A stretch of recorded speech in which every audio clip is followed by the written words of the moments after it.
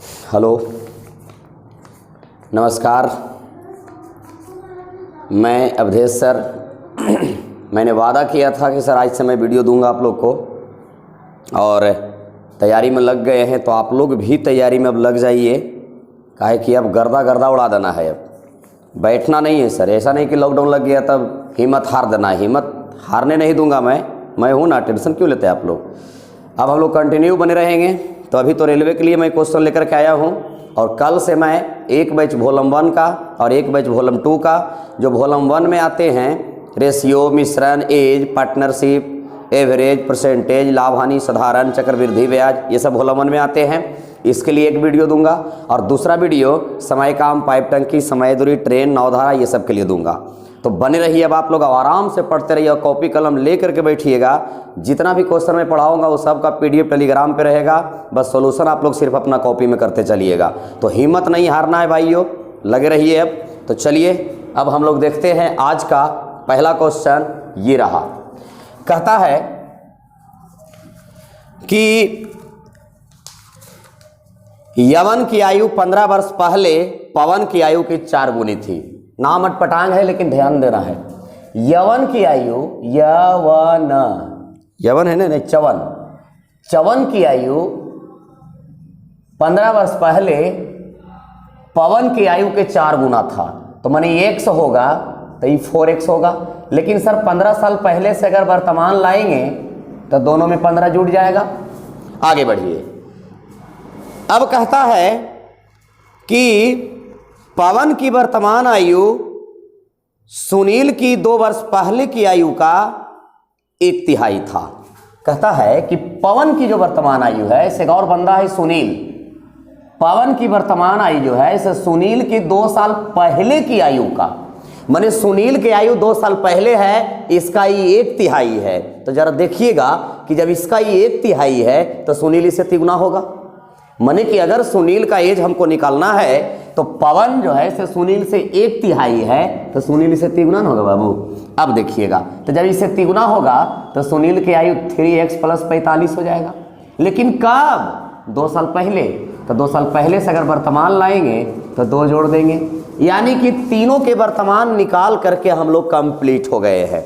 अब कहता है कि जबकि चवन की वर्तमान आयु सुनील की वर्तमान आयु का 3/5 है, यानी कि अभी एक बंदा और आया है। अब चवन और सुनील के बीच कंपेयर किया है, तो पहले प्रेम से लिखेंगे हम लोग चवन बटा सुनील। तो चवन की वर्तमान आयु है 4x + 15, और सुनील की वर्तमान आयु है 3x + 47। इसका 3/5 माने ये 3, तो ये कितना 5। क्रॉस गुना करेंगे तो देखिएगा सर, 5 और 20x और 3 3 9x, तो 20x में से 9x जाएगा तो 11x बचेगा। अब देखिएगा 15 5 75x और 47 तिया 7 तिया 21 और 4 तिया 12 2 14 141, और उधर 75 था। तो अगर इसको घटा देंगे तो 66, यानी कि यहाँ से हम लोग का x का मान आ गया 6। अब प्रश्न में कहता है सर कि तीनों की वर्तमान आयु का योग बताइए। तो मेरे बाबू रे, तीनों के वर्तमान हम लोग निकाल के पहले से रखे हुए हैं। 4x + 15, x + 15, 3x + 47। तो अगर हम तीनों के जोड़ देते हैं तो क्या तीनों की योग नहीं आ जाएगा? तो जोड़िए ना सर जल्दी। तो 4 और 1 5, 5 और 3 8, यहाँ लिखते हैं, दिख रहा है इन सबके जी। 8x + 47 और 15 कितना हुआ है? 47 और 15 52, और 52 और 15 77। अब x के मान आप लोग निकाले हुए हैं 6, तो 8 6 48 और + 77, यानी कि 125। और यही आपका प्यारा सा दुलारा सा आंसर है, जो आप ऑप्शन में देख सकते हैं। तो सर एज का क्वेश्चन है, थोड़ा अटपटांग पूछ देता है तो क्या कीजिएगा, पढ़ना जरूरी है। क्योंकि सर हमारा आदत है कि सर आसान क्वेश्चन बना करके मैं आपको भीड़ का हिस्सा नहीं बनाना चाहता। मेरा कहनाम है कि थोड़ा सा टफ क्वेश्चन बना करके उस भीड़ से अलग आइए आप। तो जितने भी आसान क्वेश्चन बनाते हैं या पढ़ते हैं तो पढ़ने में तो मजा आता है, लेकिन वही भेड़ियों के भीड़ में वो सब दिन शामिल रहेगा। लेकिन अगर आप थोड़ा कठिन क्वेश्चन पढ़ते हैं तो मैं चैलेंज करता हूं कि आपको मैं उस भीड़ से अलग निकाल करके लाऊंगा। चलिए सर स्क्रीनशॉट मार लीजिए फटाफट। अगला क्वेश्चन रहा आपके सामने।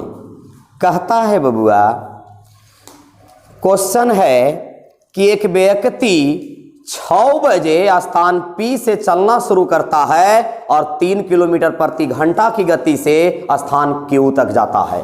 आइएगा, एक व्यक्ति स्थान P से चलना शुरू किया 6 बजे। कितने बजे? 6 बजे। और कितना के स्पीड से? 3 के स्पीड से। और एक और व्यक्ति है जो P से ही 8 बजे 6 किलोमीटर प्रति घंटा की गति से चलना शुरू किया है। ये 8 बजे चला है, ठंडा के दिन था, ये सुतले रह गया, थोड़ा लेट हो गया, इसको 6 के स्पीड से चलना शुरू किया है। अब कहता है कि दोनों Q पर एक ही समय पर मिलते हैं, तो बताइए कि P और Q के बीच की दूरी क्या है। तो सर ये भी आदमी यहीं से चला, यहाँ पहुंचा, और ये भी आदमी यहीं से चला और यहाँ पहुंचा, और दोनों सेम समय में, माने बराबर समय में दोनों मिला है। तो कहता है कि बताइए इन दोनों बिंदुओं के बीच की दूरी क्या है। अब जरा एक बात गौर कीजिए बाबू, कि टाइमिंग वाला प्रश्न का रूल है कि अगर कभी समय वाला क्वेश्चन रहता है तो सबसे पहले उसके समय को सेम कीजिए। तो जरा गौर कीजिए आप कि एगो बंदा 6 बजे चला है, एगो बंदा 8 बजे चला है, जब सुतले रह गया था 8 बजे तक भैंसासुर, वो 8 बजे उठेगा तब नहीं चलना शुरू करेगा। एक पहले जो बंदा 6 बजे चलना शुरू किया था वो तो 2 घंटा चल लिया होगा। अब बताइए सर, जब यहाँ से चलना शुरू किया था तो 2 घंटा में मान के चले जा चल गया है, माने कि बंदा 6 बजे वाला 2 घंटा चल के यहाँ चलाया तो इसको 8 बज गया होगा। स्पीड कितना है? 3 किलोमीटर प्रति घंटा। तो सर 2 घंटा में ही चला कई किलोमीटर? 6 किलोमीटर। माने कि अब ये बंदा यहाँ नहीं है, अब यहाँ से उठ करके यहाँ चलाया है। अब इसको जब यहाँ 8 बजा है तो ये देखा उठ करके तक बगलवा में है, ये नहीं ती रहते कहाँ से उठ के चल दिया पहले। अब यू वहाँ से चलना शुरू कर दिया 8 बजे। अब बताइए सर कि 8 बजे जब यहाँ से चलेगा तो 8 बजे यहाँ से आगे भागेगा। अब 8 बजे जब इसका ये पीछा करेगा तो वहां से आगे भागेगा, और इन दोनों के बीच की दूरी कई किलोमीटर है? 6 किलोमीटर। तो कितना समय में पकड़ लेगा मेरे बाबू? तो समय बराबर दूरी बटा चाल। और आप लोग को बताया हुआ है कि सेम डायरेक्शन में, माने एक ही दिशा में चाल को घटाया जाता है। तो एक 6 है, एक 3 है, तो घटेगा तो 3, माने 2 घंटा में तो उसको धार लेगा ही। अब कहता है कि जहां उसको जा करके धारा है वो स्थान का बीच की दूरी बताइए। तो सर यहां से चलना शुरू किया और यहां धाराएगा ही, तो 8-6 के स्पीड से ही 2 घंटा तक यहां आकर के धारा होगा। तो कितना दूरी पर धारा होगा मेरी जान? तो 6 के स्पीड से 2 घंटा में धरेगा तो 12 किलोमीटर की दूरी पर धार लिया होगा, उसको पकड़ लिया होगा। उम्मीद करते हैं कि समझ में आया होगा। अब हम लोग बढ़ते हैं बाबू अगले प्रश्न की ओर, जो रहा आपके सामने। बड़ा ही शानदार प्रश्न है। कहता है कि 40 मीटर और 20 मीटर आधार वाली एक बड़ी पानी की टंकी है। चलिए पहले टंकी बनाते हैं, बाथरूम के टंकी ना, पानी के टंकी। टंकी जो है इसे 40 मीटर और 20 मीटर आधार वाली है, माने ऐसी टंकी है। कैसी है मैं बना रही हूं, आप लोग ध्यान दीजिएगा। ये टंकी है, ये 40 है और ये 20 है।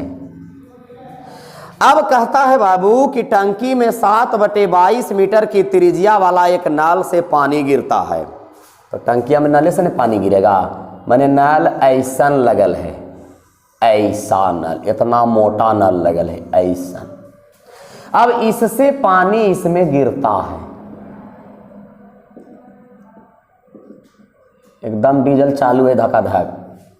अब इसको भरना है। अब कहता है कि 1 घंटा में उसको भर देता है। तो बताइए कि पानी की ऊंचाई कितनी है? तो जरा बताएं। तो अभी तो टंकी एकदम सूखल सोनहाल है और 1 घंटा तक पानी एरा में फेंकवई में ही, तो 1 घंटा में माने ही कि पूरा नहीं भरते, लेकिन कुछ तो भरेगा ने, और कुछ भरेगा तो पानी ऊपर आवे करेगा। यानी हम लोग से हाइट पूछ रहा है। तो जो बंदा मेंसुरेशन नहीं पढ़े हैं उनको मैं थोड़ा सा बता देना चाहता हूं कि अगर कभी भी अगर ऊंचाई पूछता है तो आयतन में क्षेत्रफल से भागा दिया जाता है।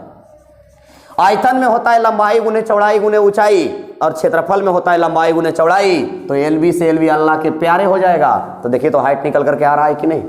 यानी कि याद रखिएगा कि कभी भी अगर आयतन ऊंचाई पूछता है तो हमेशा आयतन में क्षेत्रफल से भागा दिया जाता है। अब जरा गौर कीजिए सर, पानी तो जा रहा है इसमें और पानी जा रहा है इससे, इसका रेडियस दिया हुआ है मेरी जान 7/22 मीटर। इसमें स्पीड से जो पानी जा रहा है वो 22/7 मीटर प्रति सेकेंड की चाल से जा रहा है। कहता इससे पानी जाएगा थोड़ा में कितना भरेगा, तो चलिए सर आयतन में क्षेत्रफल से भागा दे देते हैं। तो अभी हम बताए हैं कि आयतन बराबर होता है लंबाई गुने चौड़ाई गुने ऊंचाई। तो चलिए सर शुरू करते हैं। तो आयतन तो बेलन का निकलेगा क्योंकि टंगी पाइप जा रहा है, इससे बेलनाकार है। तो बेलन के आयतन बराबर होता है पाई r स्क्वायर, ये वाला स्क्वायर। तो 7 × 7 बटा 22 × 22 h ऊंचाई ऊंचाई ऊंचाई। तो जितना स्पीड से पानी जाएगा वही इसका हाइट होगा, क्योंकि जितना लंबा पाइप रहेगा वहां तक पानी जाएगा, तो हाइट को तो स्पीड दर्शाएगा। 22/7। अब इसमें क्षेत्रफल से हमको भागा दे देना है तो हाइट निकल करके आ जाएगा। तो क्षेत्रफल बराबर लंबाई गुने चौड़ाई, तब 20 × 40। अब ये जो निकल करके आएगा वो 1 सेकेंड में आएगा, लेकिन हम लोग से घंटा में पूछा है। तो चलिए ना भाई, सेकेंड में आएगा और हम 1 घंटा से गुना कर देंगे तो नहीं निकल जाएगा। तो पहले सेकेंड में निकालिए ने। अब जरा देखिए तो बाबू, 22 से 22 खत्म, 22 से 22 खत्म, 7 से 7 खत्म, 7 से 7 खत्म, मैंने पूरा निपा पोता गेलो है, पूरा चौकिया दिए हम लोग। तो 1/800 ये तो सेकेंड में आया है। अब सेकेंड में आया है बाबू तो घंटा में पूछ रहा है, तो अरे 360 से गुना कर दो ने 3600 से, क्योंकि 1 घंटा में 3600 सेकेंड होता है। तो गुना कर दीजिए तो 3600। और आप लोग काटे नहीं तो बाबू हमारा से बढ़िया जाना ही, कहे कि हम तो बूढ़ा आदमी ही हो। इसको काटेंगे तो 8 × 4 = 32 और 8 × 5 = 40, और यही आपका आंसर है। माने कि अगर वो टंकी में पानी अगर 4.5 मिनट तक अगर जाएगा तो 4.5 मीटर तक पानी ऊपर उठ जाएगा। इस पानी से टंकी 1 घंटा तक जाएगा। तो चलिए अब हम लोग बढ़ेंगे अगला क्वेश्चन की ओर। कहता है कि कहने चल गया, हाँ, मयूर अकेला एक काम को 50 दिन में पूरा करता है और राकेश अकेला उस काम को 70 दिन में पूरा करता है। मयूर अकेला उस काम को 50 दिन में पूरा करता है और राकेश अकेला उस काम को 70 दिन में पूरा करता है। तो ये बाबू, ये मयूर और राकेश का टाइमिंग में दिया हुआ है कि 50 दिन में करेगा और ये 70 दिन में करेगा। तो इसको अगर काटते हैं तो 5:7 का जो रेशियो आएगा से समय का आएगा। और आप लोग को टाइम एंड वर्क में पढ़ा रहा हूं तो वहां मैं बताया हूं कि समय और क्षमता एक दूसरे के उल्टा होता है। और वहां मैं एक चीज और बताया हूं, पिछले वीडियो में जाकर के देखिएगा, प्लेलिस्ट बना हुआ है, उसमें जाकर के प्ले कीजिए, सारा थ्योरी बताया हुआ है कि क्षमता और समय एक दूसरे का उल्टा होता है। और पैसा का बंटवारा हमेशा क्षमता का अनुपात में होता है, क्योंकि अगर आप में दम है, क्षमता है, तभी पैसा कमा सकते हैं। अब कहता है कि पूरे काम के लिए कुल मजदूरी 78,000 है। बाप रे बाप, हम नहीं बोलेंगे तो 7 और 5 12, टोटल का तुलना टोटल से। हम लोग से क्वेश्चन किया है कि मयूर को कितना रुपया मिला, करने गया मयूर को कितना मिला 7 से, तो नहीं लग रहा है कि कट जाएगा। 13 × 6 = 78 पहले होता था, 2 × 6 = 12 भी पहले ही होता था। 6500, अब 6500 × 7 तो दिलो थात पते 35 थक 42 और 3 48, 48,500। और यही आपका आंसर नहीं 46,000। 7 बजे 35 कर लटक गए, 7 × 6 = 42, 42 और 3 45 है ना होता है। हाँ ठीक है, ये सब देख लेल करना तो रनी। चलिए अब हम लोग बढ़ेंगे अगले प्रश्न की ओर जो रहा आपके सामने, देखिएगा। कहता है कि यदि 2 वर्गों के क्षेत्रफल का अनुपात 1:3 है, एगो वर्ग ए मान लिए एगो बी मान लिए, इसका क्षेत्रफल एरिया, क्षेत्रफल का अनुपात 1:3 है।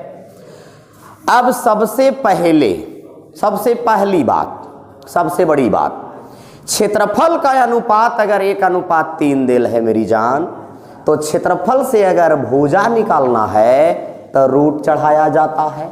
तो निकाल लीजिए करेजा का रेशियो। तो इसका रूट करेंगे तब तो 1 ही हो जाएगा, लेकिन अगर 1 का रूट करेंगे तो √3 हो जाएगा कि नहीं, सबको बोलिएगा। अब हम लोग से पूछा है कि इसका परिमाप का अनुपात बताइए। तो आप लोग जानते हैं कि वर्ग के परिमाप बराबर 4 गुने भुजा या 4 गुने भुजा। तो इसका भुजा 1 है तो रखेंगे तो 4 गुने 1, और इसका भुजा √3 है तो रखेंगे तो 4 गुने √3, और ये 4 से 4 अल्लाह के और भगवान के प्यारे हो जाएगा। तो यहाँ से आंसर आ जाएगा 1:√3। अब जो बच्चा मेंसुरेशन पढ़ता है जानता है, उसको पता होता है कि जो भुजा का रेशियो होता है वही परिमाप का रेशियो होता है। ऐसा क्यों होता है? तो सर परिमाप में 4 गुने भुजा या 4 गुने भुजा आता है, तो 4 गुने भुजा 4 गुने भुजा, तो 4 से 4 तो कटिए जाएगा। तो जो भुजा का रेशियो होगा वही ना परिमाप का रेशियो होगा। तो खैर कोई बात नहीं, नहीं जानते थे तो कोई बात नहीं, अब सीख लिए और अभी और सीखिएगा, काहे कि अभी तो पार्टी शुरू हुई है। आजा मेरी जान अगला क्वेश्चन पे। 41 कहता है कि एक चतुर्भुज के विकर्ण का योग परिमाप का होता है। वैसे पढ़ लीजिए, झपलने में है। वैसे देखिए, एक चतुर्भुज के विकर्ण का योग परिमाप का होता है। कौन चीज होता है? ऑप्शन व देखिए, के 3/4 से कम होता है, से बड़ा होता है, के बराबर होता है, आधा से कम होता है। पता नहीं कौन चीज होता है, अब देखते हैं हम लोग। तो सर आपको पता होना चाहिए कि चतुर्भुज में खाली समानांतर चतुर्भुज, सम चतुर्भुज, समलंब चतुर्भुज, चक्रीय चतुर्भुज ही नहीं आता है। चतुर्भुज में वर्ग भी आता है, चतुर्भुज में आयत भी आता है। तो यहाँ से हम लोग एक कोई भी एग्जाम्पल उठा करके और समझते हैं कि आखिर उसका जो विकर्ण का योग होता है वो परिमाप का कितना गुना होता है। तो शुरू करते हैं बाबू, जरा ध्यान दीजिएगा। जैसे हम एग्जाम्पल लिए वर्ग भी एक प्रकार का चतुर्भुज है। कहता है इसका विकर्णों का योग। अच्छा, तो आप लोग जानते हैं कि वर्ग के विकर्ण बराबर √2a होता है। तो एगो विकर्ण एने से और एगो विकर्ण एने से, तो लिख देंगे एने से √2a प्लस √2a बराबर 2√2a। विकर्णों का योग तो हमारी निकाल के एकदम ओके कंप्लीट होल है। अब यहां से निकालेंगे परिमाप।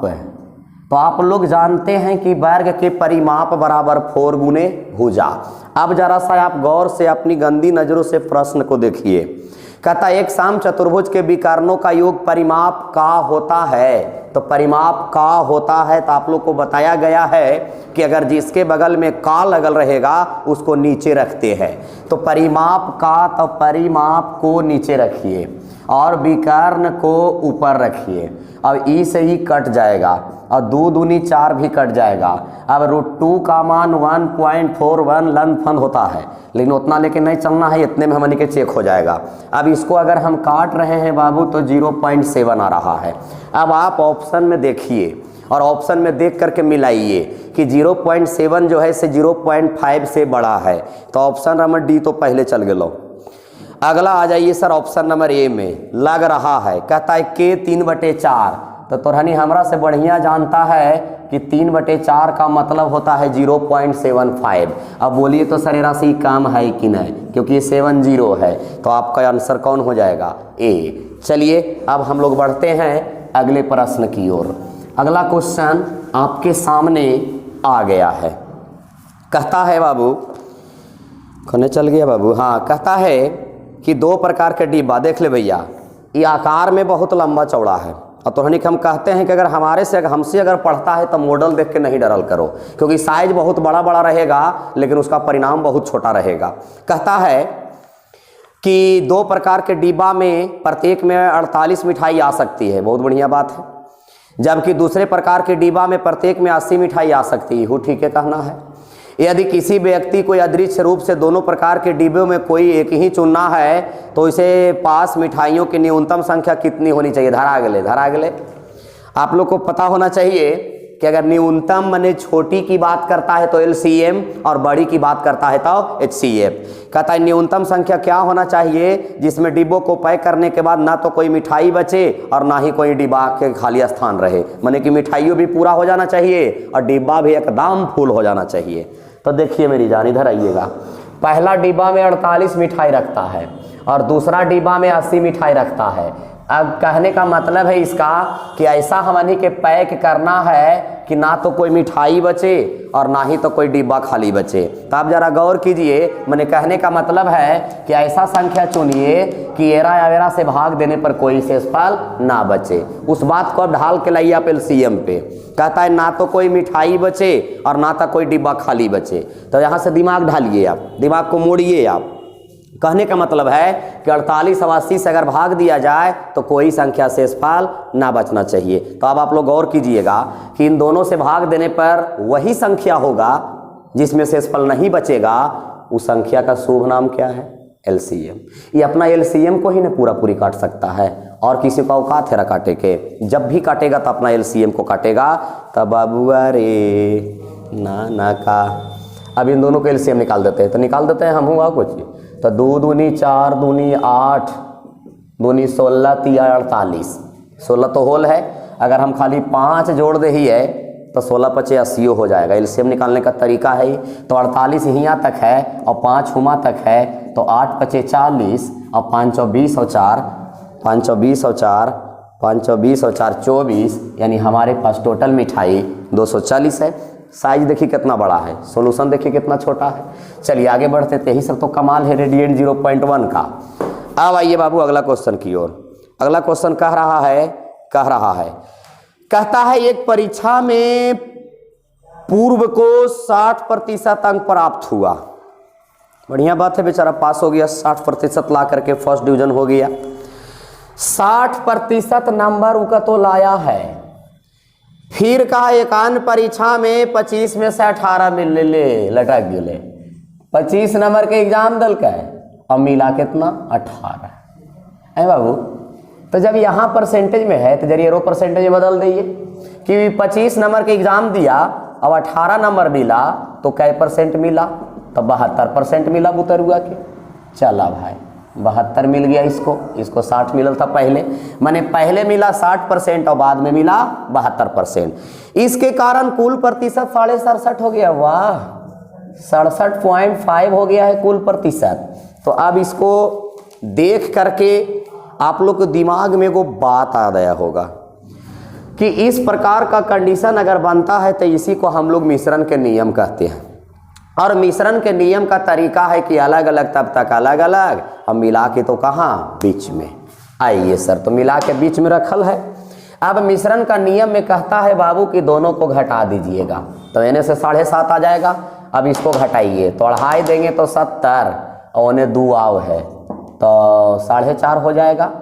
अब यहाँ से इसको काटिए तो पॉइंट से पॉइंट चल गया और ये हो गया 15 या 45 और 15 पचे 75। यहाँ तक करो किडनी पर जोड़ नहीं। आगे बढ़ते हैं। हम लोग से पूछा गया है कि पहली परीक्षा कितना अंक का था। चला कोई बात नहीं है। तो सर दूसरी परीक्षा कितना अंक के था? 25 अंक के। अब कोई बंदरा कहेगा कि 18 अंक के है सर। अरे भैया 18 अंक की लाया है, परीक्षा कितना के था? 25 के। तो बोलिएगा सर किताब कहता है दूसर की परीक्षा 25 के और हम ही बोलेंगे तो 5 के। हमरा पहिल की निकालना है। पहिल की सब, पहिल की दूसर की सब तो निकाल सीख जिमी 15। यही आपका आंसर हो जाएगा। तो पहला परीक्षा हो गया था कई नंबर के? 15 नंबर के। मिटार दें, मारिए फटाफट। अगला देखिएगा, कहता है क्वेश्चन बड़ा शानदार है। 100 रुपया का 1 वर्ष के लिए ऐसे योजना में लगाया गया जिसमें 10% वार्षिक साधारण ब्याज मिलता है। अच्छी बात है। 21 साल के लिए लगाया है। चला इधर आवा। मूलधन 100 रुपया है। तो आप लोग जानते हैं कि मूलधन का तुलना मूलधन से 1 साल में 10% ब्याज मिलेगा। तो यहाँ से ब्याज तो 10 रुपया मिल रहा है बाबू, साधारण ब्याज पर। इसको सिंपल इंटरेस्ट कहते हैं, शॉर्ट में। कहता है 100 रुपया को 1 वर्ष के लिए योजना में जमा किया, 10% वार्षिक ब्याज मिलता है, लेकिन ब्याज अर्धवार्षिक चक्रवृद्धि मिलता है। बाप रे बाप। यही पैसा को एक बार साधारण पर लगाया 1 साल के लिए तो 10% ब्याज मिला है उसको।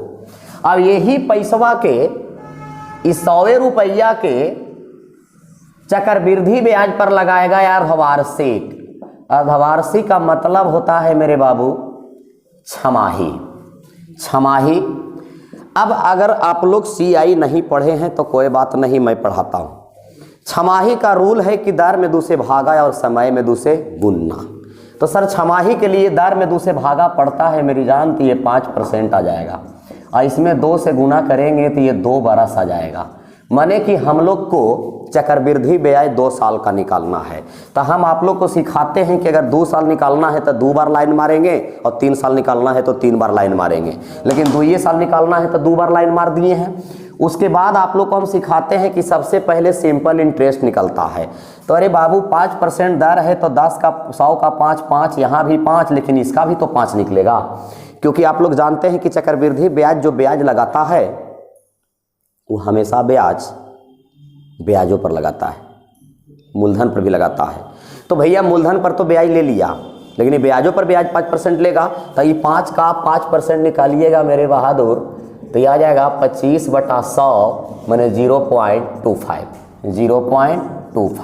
हम आप लोग को सिखाते हैं कि नीचे वाला को पूरा को चक्रवृद्धि ब्याज कहते हैं। तो यहाँ से चक्रवृद्धि ब्याज आ रहा है 10.25 रुपया। हम लोग से पूछा गया है बाबू कि दोनों ब्याजों का अंतर क्या है, तो यहाँ से ब्याज 10 रुपया मिल रहा था और यहाँ से ब्याज 10.25 रुपया मिल रहा है, तो दोनों के अंतर 25 पैसा का, और यही आपका आंसर है। नहीं है क्या? हाँ है, ये ऑप्शन नंबर सी। अब हम लोग चलेंगे अगले प्रश्न की ओर। अगला क्वेश्चन कहता है, आइए अगला क्वेश्चन पे आइए।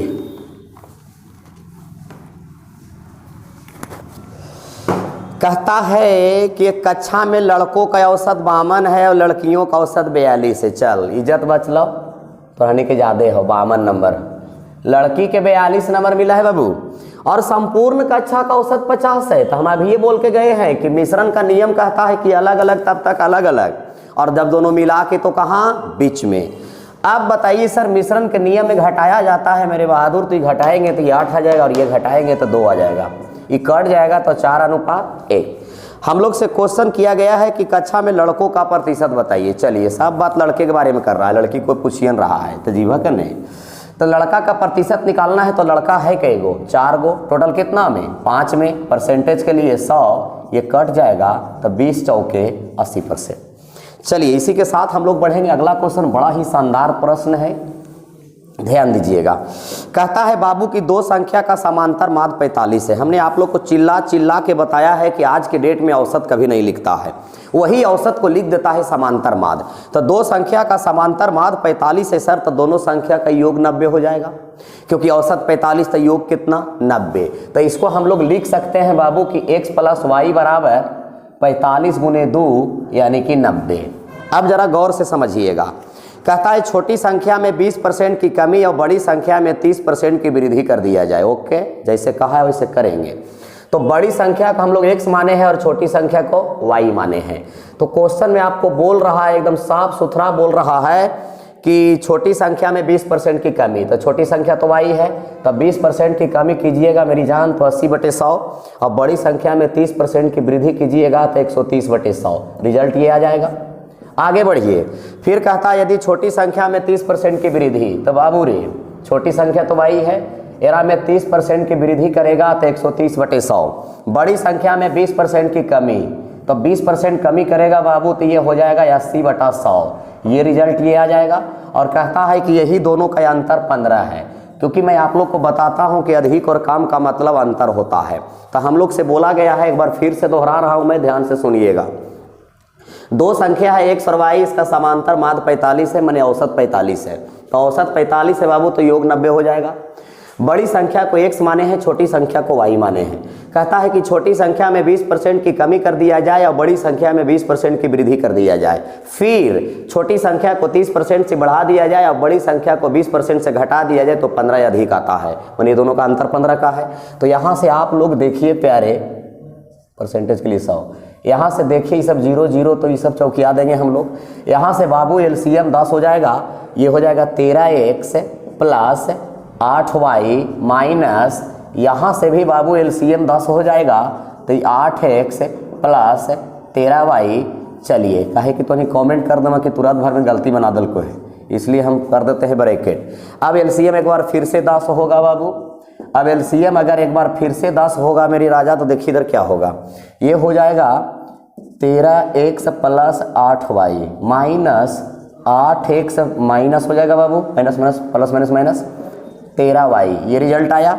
अब देखो तो लोग, इसमें से घटेगा तो ये 5x, अब इसमें से घटेगा तो ये 5y बराबर 150। तो 5 आप लोग प्यार से एकदम कॉमन करके ने बोला लीजिए।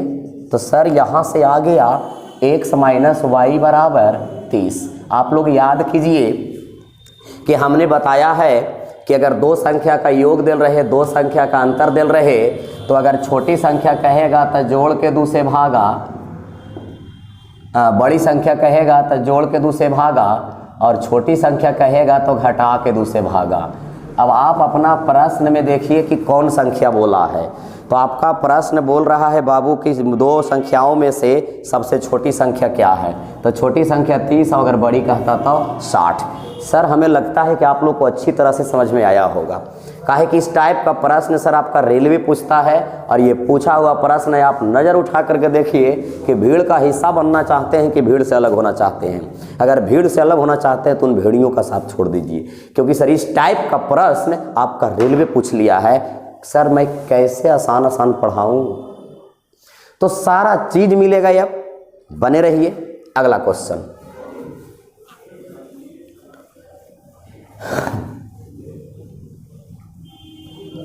आइएगा। अब हम लोग देखेंगे शायद अब बच रहा है क्वेश्चन या नहीं बच रहा है। 1-2 और हो जाता तो मज़ा ही आ जाता। हाँ है, ये है। कहता है कि पाइप ए एक भरे हुए जलाशय को 5 घंटा में खाली करता है। बौराल है, कोई भरता है जा कर के 5 घंटा में खाली कर देता है। तो खाली करता है बाबू तो माइनस लगा देंगे। पाइप बी 7.5 घंटा में भर लेता है। पाइप बी गया है से गोसाल, इसको भर दिया है 7.5 घंटा में, तो भर दिया है तो प्लस लगा देंगे। आगे क्या करेगा, इस सबको गोली मारिए। सबसे पहले आप ये देखिए कि आखिर इसमें हो क्या रहा है, टोटल वर्क है कितना। तो सर उस टंकी का क्षमता निकालना है मेरे बाबू, तो दोनों को एलसीएम लेंगे। तो एलसीएम 15 आ जाएगा, क्योंकि 5 और 15/2। तो कभी भी अगर बटा में रहेगा तो ऊपर वाला को एलसीएम लीजिएगा, क्योंकि सर रेलवे का लक्षण बहुत खराब हो गया है, हमेशा बटा में ही प्रश्न को पूछता है। तो कभी भी बटा में अगर आवेगा तो हमेशा ऊपर वाला को एलसीएम लीजिएगा। क्षमता इसका 3 हो जाएगा और इसका 2 हो जाएगा। अब क्वेश्चन को गौर से पढ़िए आप। कहता है जलाशय खाली होने पर दोनों पाइप को एक साथ खोल दिया जाता है। गौर कीजिएगा, खोला गया है दोनों को साथे। फिर कहता है लेकिन पाइप ए कुछ समय बाद बंद कर दिया गया। अच्छा, खोलल गया साथे, लेकिन ए को कुछ समय के बाद बंद कर दिया गया है। परिणाम स्वरूप जलाशय को 7.5 भरने में 4.5 घंटे का समय लगता है। अब आप लोग गौर कीजिएगा कि 4.5 घंटा का मतलब 9/2 होता है। ये 9/2 पूरा कौन चला होगा, बी, क्योंकि ये तो कुछ देर पहले बंद करके भागा, ये दिया गया उसको। अब बी 1 घंटा में 2 भरता है तो 4.5 घंटा में 9 भरता होगा। तो सर शेष काम बच रहा है कितना, 6। अब जरा गौर कीजिए सर कि बी के क्षमता को घटाइए दिए तो 6 को ए नहीं खाली किया होगा। अब 6 को अगर ए खाली किया होगा तो 1 घंटा में ए खाली कितना करता है, 3। तो 1 घंटा में अगर 3 खाली करता है और उसको 6 खाली करना है तो 2 घंटा लगा होगा कि नहीं। तो सर हमने उम्मीद करता हूँ, मैंने इतना पढ़ाने के बाद यही सोच रहा हूँ कि शायद आप लोग को बेहतर से बेहतर मैं समझा पाया हूँगा। तो बाबू आप लोग बने रहिए, क्योंकि आप लोग अब समझ चुके हैं कि अबरी शेर रुकने वाला नहीं है। तो एकदम नहीं रुकेंगे, लेकिन आप लोग सपोर्ट करते रहिए। तो अभी सर आज दिन भर तो क्लास लिया, आप लोग को सारा बात पता ही है, इसलिए अभी टाइम मिला तो एक वीडियो में रेलवे के लिए बना दिया। अब मैं कल से कम 3 नोट कर लो दिमाग में, कम से कम 3 वीडियो, एक रेलवे के लिए, दूसरा वॉल्यूम 1, तीसरा वॉल्यूम 2। तो बाबू कहीं भी रहो लेकिन दिल दिमाग लगा के पढ़ो, पढ़ाई कभी छोड़ना नहीं दोस्त, क्योंकि आज भी मैं आप लोग को बहुत समझाया हूँ और अभी भी मैं समझा रहा हूँ, क्योंकि छोड़ देने से सर आपका सारा माहौल बिगड़ जाता है। तो इसलिए बने रहिए और आराम से देखते रहिए, क्योंकि सर पहले तो एक बहाना भी हो जाता था कि सर लॉकडाउन में मैं क्या करूं, लेकिन अभी आप लोग को डरना नहीं है। जितना पसीना बहाना पड़ेगा उतना मैं बहाऊंगा, लेकिन आप लोग भी उसके साथ बहाइए, क्योंकि सर हम मेहनत कर रहे हैं और आप लोग अगर नहीं पढ़िएगा तो फिर क्यों मेहनत करेंगे, हम लोग को अच्छा नहीं लगेगा।